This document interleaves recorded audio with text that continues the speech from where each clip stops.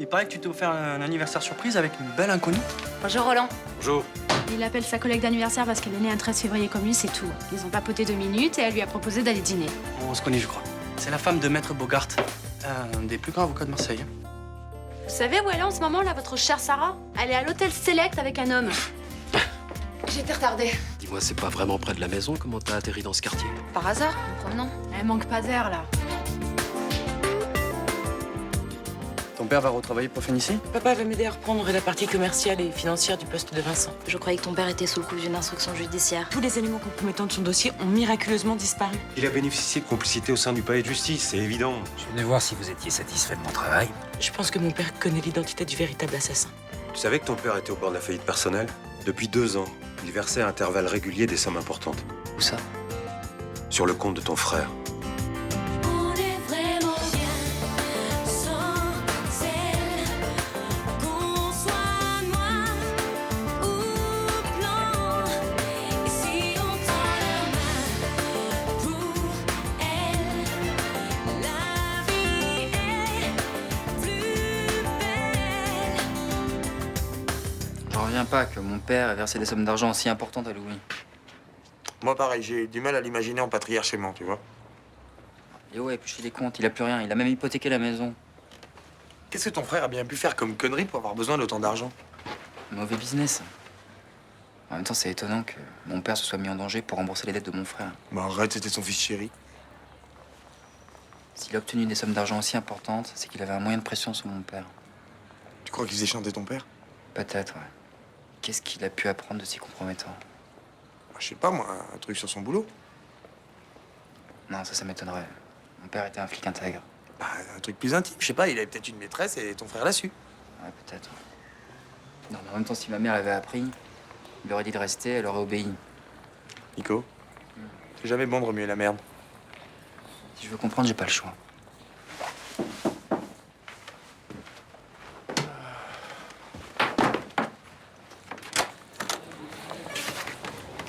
Je parle à Nicolas.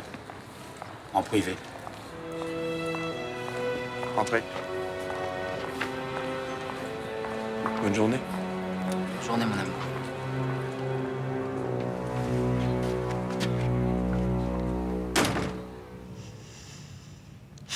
Ça me fait du bien que tu sois là. J'espère qu'un jour je pourrai te rendre tout ce que tu m'apportes.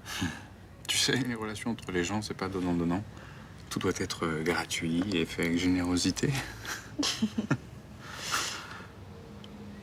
Tu vas jusqu'à quand? Jusqu'à ce que ton père sorte de prison. C'est cool. Tu sais, je pense que quand on sauve quelqu'un, on est responsable de lui jusqu'à la fin de ses jours. T'es pas obligé, tu sais. Je suis une grande fille. Ouais, je sais, ouais. J'étais pas obligé de venir te parler quand tu t'es penché au-dessus de la Tamise.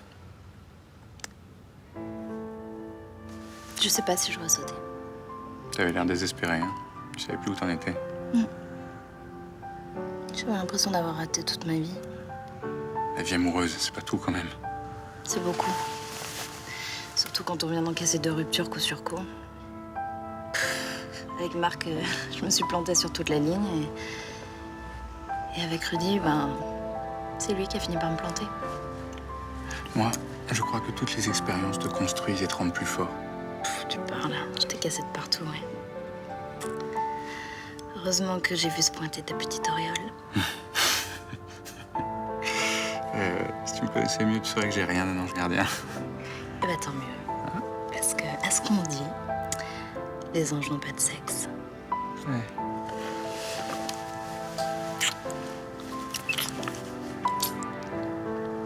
Ta mère est toujours sous le choc. Elle est très fragile, mais elle veut absolument assister à l'enterrement de Louis. C'est normal, non? Ouais, mais je veux que les choses se passent bien. Et pourquoi elle se passerait pas bien? T'as peur de quoi? Je veux pas que tu la tourmentes en lui posant des questions sur Louis ou sur moi. C'est à toi que j'ai des questions à poser, pas à elle. Bah vas-y, pose-les. J'ai rien à cacher. Pourquoi Louis te faisait chanter? C'est quoi cette histoire? J'ai épluché tes comptes. Tu versais de l'argent tous les mois, Louis. T'as osé faire ça? Ouais, c'est toi qui m'as appris à négliger aucune piste. Je veux comprendre ce qu'il y avait entre toi et Louis. Et alors? C'est pas normal pour un père d'aider son fils? Jusqu'à te ruiner et hypothéquer la maison? Ouais, écoute, ton frère s'est mis dans une situation dangereuse. Il fallait que je l'aide, voilà, c'est tout. Arrête le couplet du père aimant. T'en as pas marre d'être jaloux de ton frère? Il est mort. J'essaie de comprendre pourquoi on a tué Louis. Et je suis sûr que tu sais des choses que tu ne dis pas. T'es pas obligé de venir demain. Tu manqueras à personne.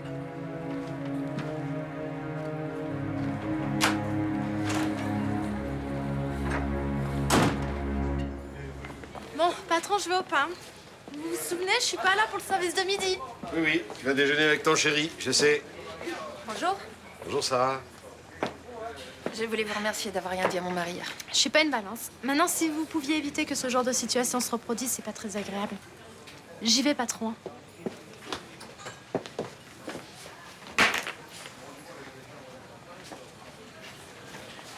Elle a raison, ce que j'ai fait est inacceptable. Je vois pas les choses comme ça. Vous les voyez comment? J'ai l'impression que si vous faites ça, c'est que vous n'êtes pas très heureuse. Hein. Non, mon mari m'aime, il gagne bien sa vie, je passe mon temps à dépenser son argent. Une vie de rêve, au contraire. Ah bon? Donc vous avez l'air bien triste. La vérité, c'est que je suis une femme futile et inintéressante. Je fais rien de ma vie, à part dépenser mon argent, me plaindre et prendre des amants. Vous êtes dur avec vous-même. Réaliste. Vivant comme ça, vous courez au drame. Un jour, votre mari va s'apercevoir que vous le trompez et... Ah, mon mari est parfaitement au courant, mais il ferme les yeux. C'est comme ça qu'on fait dans la bourgeoisie. Bourgeoisie ou pas, ça ne doit pas lui faire plaisir s'il vous aime. Est-ce que posséder quelqu'un, c'est vraiment l'aimer? Parfois, mon mari m'étouffe tellement que j'ai besoin d'aller respirer ailleurs. En fait, il faudrait que je le quitte, mais j'en ai pas le courage. S'habituer au luxe, vous savez. Vous êtes bien jeune pour parler comme ça. Je n'ai aucune force de caractère pour affronter mon mari. Je vous l'ai dit que je veux rien. Je n'ai jamais ouvert d'enquête à votre sujet. Alors expliquez-moi pourquoi le lieutenant Barrel est venu fouiller mes comptes bancaires. Tenez, commissaire. Je n'étais pas au courant, je ne comprends pas. Vous avez une façon pour le moins laxiste de gérer vos enquêteurs. Le lieutenant Barrel n'a jamais été chargé de l'enquête. En tant que frère de la victime, il est beaucoup trop impliqué. Ça ne l'a pas empêché de fouiller dans mes affaires. Alors qu'est-ce que vous comptez faire? Je vais déjà essayer de comprendre ce qui s'est passé. Mais rassurez-vous, j'ai l'intention de convoquer votre fils dans les plus brefs délais.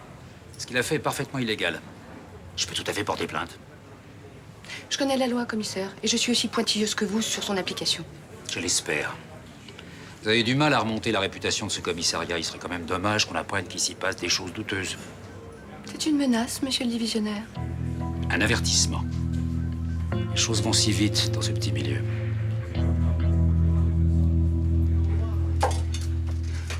Non, mais c'est sympa d'avoir pensé à moi. Bien sûr que ça m'intéresse. Écoute, je te rappelle ce soir, je te tiens au courant. Merci.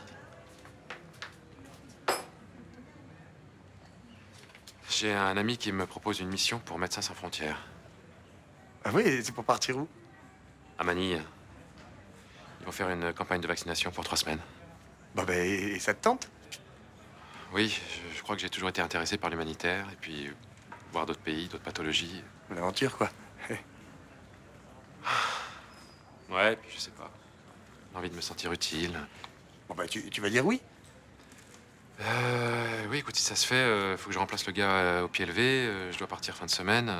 Bon, bah, partir du jour au lendemain, c'est pas le genre de choses qui te pose problème d'habitude, non? Non, mais enfin, faut que je parle avec Luna, que je vois si mes vaccinations sont à jour, que je trouve un remplaçant pour le cabinet. Bah, tu dois donner ta réponse quand? Ce soir. Ah. Bon, on y va, j'ai faim, moi. Justement, Maître Bogart nous amène déjeuner dans un grand restaurant. Ah, mais on devait pas manger tous les deux. Il a appelé ce matin. Il paraît que tu as fait la connaissance de sa femme. Et il veut qu'on déjeune ensemble. Ouais, et t'as dit oui, toi. Mais bien sûr. Le célèbre avocat veut me voir. Tu veux que je fasse quoi, moi? Ouais, c'est pas grave. Tu sais quoi? Tu vas aller manger en tête-à-tête avec lui. Je suis sûre que vous avez plein de choses à vous dire. Mais non, mais il y aura sa femme. Il veut te connaître. Oui, bah, je suis désolée, mais je me sens pas. J'ai rien à dire à ces bourges qui dépensent de l'argent toute la journée, là. Ma chérie, c'est important pour moi. Bogart veut que je donne des cours au centre de formation d'avocat. Et alors? Et alors, je vais pas lui dire que tu veux pas déjeuner avec lui parce que c'est un gros bourge. Eh ben, tu lui dis que je suis tombée et que je suis allée faire une radio. S'il te plaît. Bon, j'ai pas le choix, c'est ça, en clair? Oui, bien sûr, mais je préférais que tu viennes. Ok, ça va. Allez, je viens. C'est bon.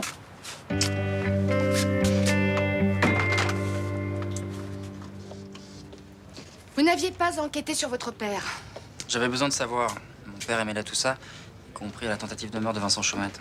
Faire tuer un homme en prison, ce sont des manières de ripou. Yves Barrel n'a pas cette réputation. Mon père cache quelque chose et il fait tout pour qu'on sache pas quoi. Peut-être. Mais vous n'aviez pas à intervenir dans cette enquête. Vous auriez dû me confier vos soupçons et j'aurais pris les mesures nécessaires. Bon. Vous avez trouvé quelque chose dans ces comptes? C'est pratiquement ruiné pour mon frère. Ruiné? Il versait des sommes importantes tous les mois. Je crois que Louis le faisait chanter. Castelli, vous vous sentez capable d'enquêter discrètement là-dessus?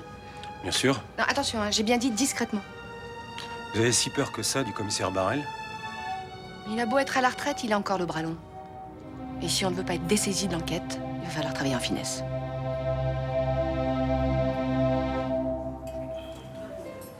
J'ai suivi votre plaidoirie sur l'affaire Mélez. Du grand art, hein. Merci. J'avoue que je me suis bien amusé. Les années passent et j'aime toujours autant plaider. Ah, moi aussi, j'adore ça. Je regrette de ne pas pouvoir le faire plus souvent aux assises. Ça viendra. Votre cabinet est jeune. Vous ne pouvez pas encore choisir vos affaires.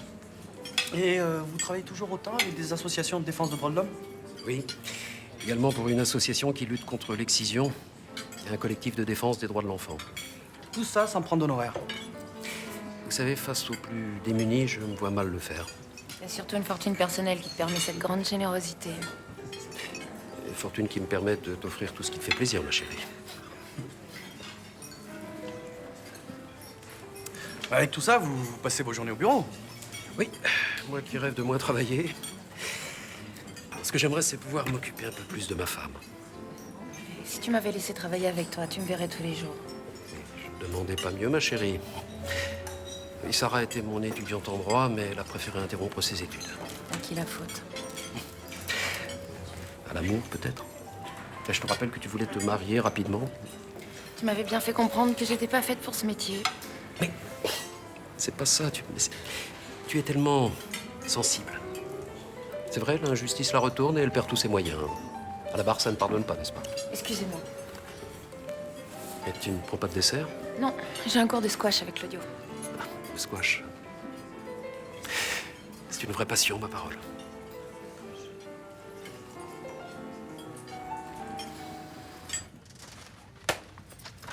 Hé, ça va? Très bien. Tu sais ce que j'ai reçu? J'ai reçu un coup de téléphone de mon pote de chez MSF. Super. Et tu sais ce que j'ai reçu, moi? Nos billets pour le ski. Départ vendredi soir et samedi matin, on est sur les pistes. Attends, vendredi. C'est déjà les vacances scolaires? Eh ben oui.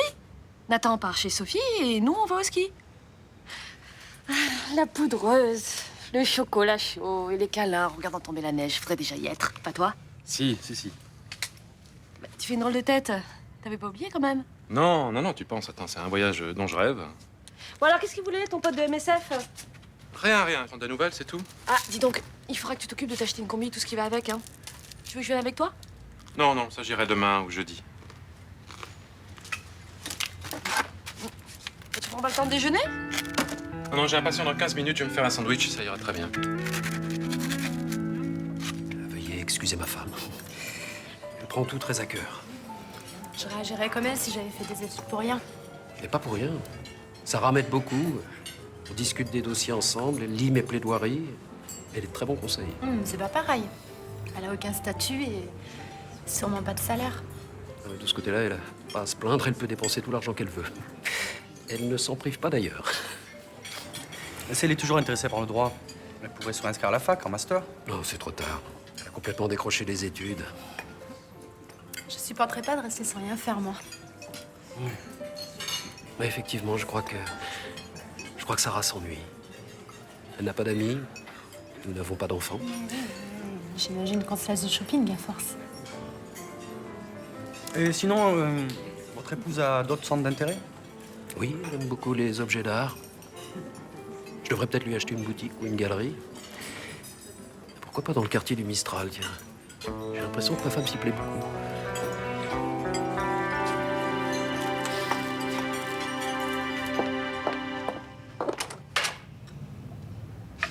Ta sœur n'est pas là. C'est toi que je suis venue voir. Je voulais m'excuser pour la semaine dernière. J'ai pas été cool. C'est le moins qu'on puisse dire. J'attendais un petit peu plus de réconfort de la part de ma meilleure amie. T'as raison. Je suis désolée. Ok. Ok, merci. Ouais, enfin, je sais ce que tu vis avec ton père en prison. Je suis passée par là avec le mien. Sauf que le mien, il est innocent. J'espère. Comment tu te sens? Mal, là. Et seule. Mais bon, ça va aller mieux maintenant. Samuel est arrivé hier. Ton ange gardien de Londres? Oui. Il va rester avec moi jusqu'à ce que mon père sorte de prison. Mais c'est génial! Je suis contente pour toi. Bonjour. Bonjour. Je suis juste passée prendre mes dernières affaires. Je t'en prie, elles sont encore dans la chambre de papa. Écoute, t'aurais pu me le dire. Je te les aurais prises. Ça t'aurait évité de voir Céline. Non, c'est bon, c'est pas grave. J'ai pas l'impression que ça te fasse plaisir que je sois passée. Non, c'est pas ça, mais j'ai un peu la tête ailleurs en ce moment. Je comprends. Bon, bah écoute, j'y vais. Tu veux que je te débarrasse de ma sœur? Non, t'inquiète, elle en a pas pour longtemps, je pense. Ouais, salut. Salut.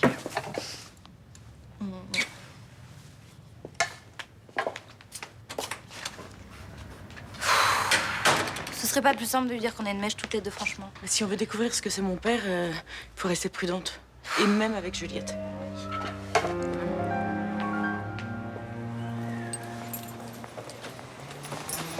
Tu pars? Oui, je vais à Montpellier avec Nicolas pour l'enterrement de son frère. Ah oui, c'est vrai. La cérémonie a lieu quand? Demain. Bon, et toi, prêt à partir pour Médecins sans frontières? Non, finalement, ça a été annulé. Ah bon? Oui, en fait, j'avais complètement oublié, mais Luna avait prévu un séjour de ski. Et vous pouvez pas décaler? Non. Non, les billets sont là, et puis elle compte les jours, alors je peux pas lui faire ça. Bon, et toi, tu regrettes pas trop? Non. Non, moi, je me suis emballé un peu vite, j'aurai d'autres occasions. Sûrement. Bon, je file parce que j'ai un train à prendre. Tu dis à Nicolas que je pense à lui. Je dirai merci.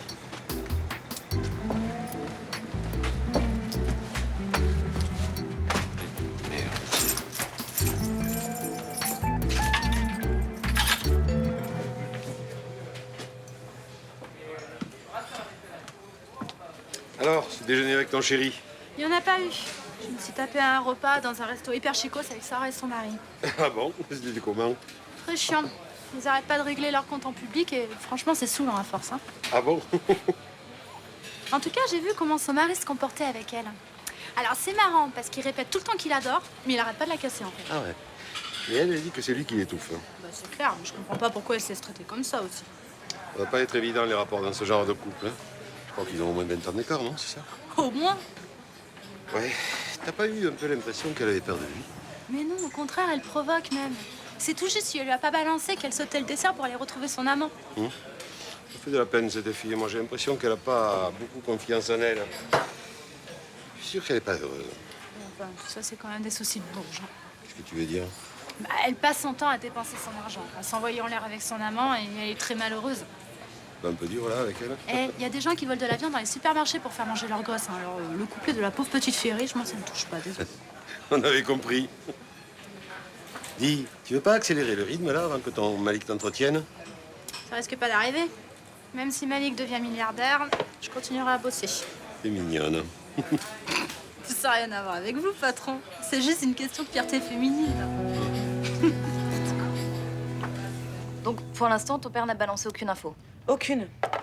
Et ça va être difficile d'en avoir. Hein. Il est pas du genre à se trahir.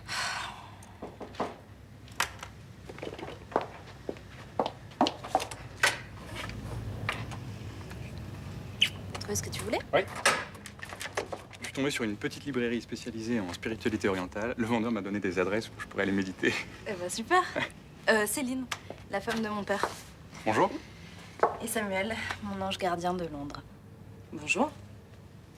Je ne peux pas dire que Ninon m'ait beaucoup parlé de vous. Elle est restée très discrète quand elle est rentrée de Londres. C'est bon, j'avais pas envie de vous saouler avec mes galères.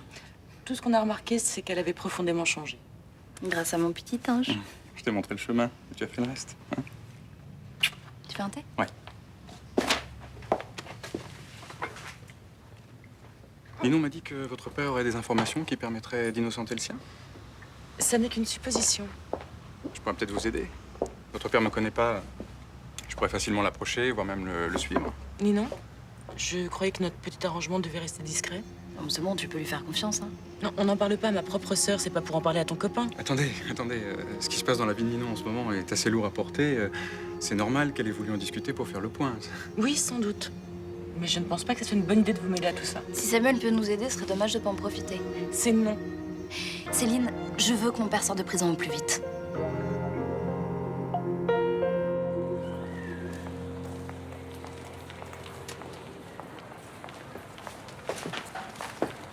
Vous fermez?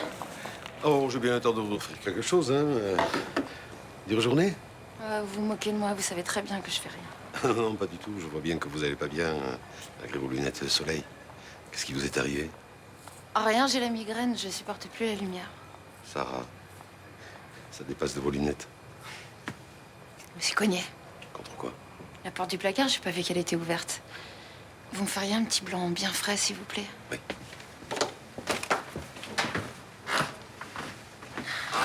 Et ça vous arrive souvent?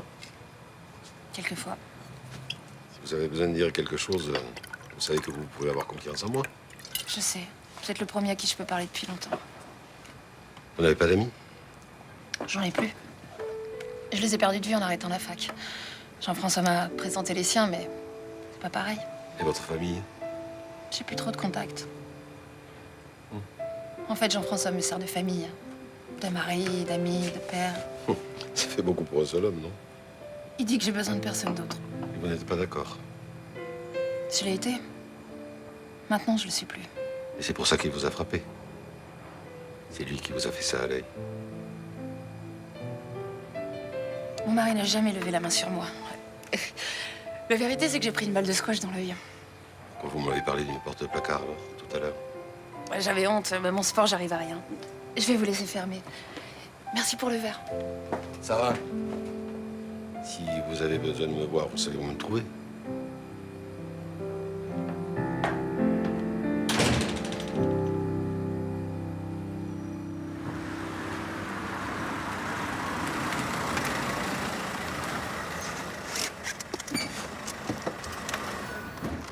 J'ai dit qu'ils sont imposés.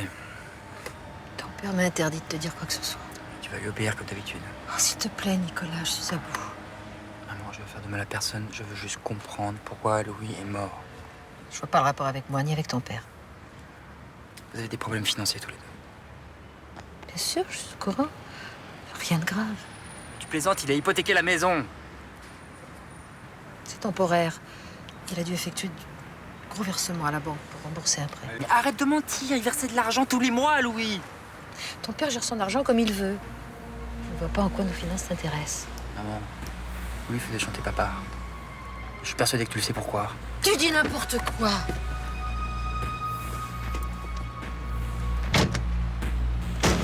Pourquoi tu me fais pas confiance? Merde! Juste savoir la vérité. Et moi, je veux que tu arrêtes. On enterre Louis demain. Est-ce que tu peux respecter ça? Mon frère a été tué. Tu veux pas savoir pourquoi et par qui? Ce n'est pas en remuant le passé que tu trouveras. Malheureusement, si. Arrête maintenant. On a eu ce de malheur comme ça dans notre famille. Tous mes papels.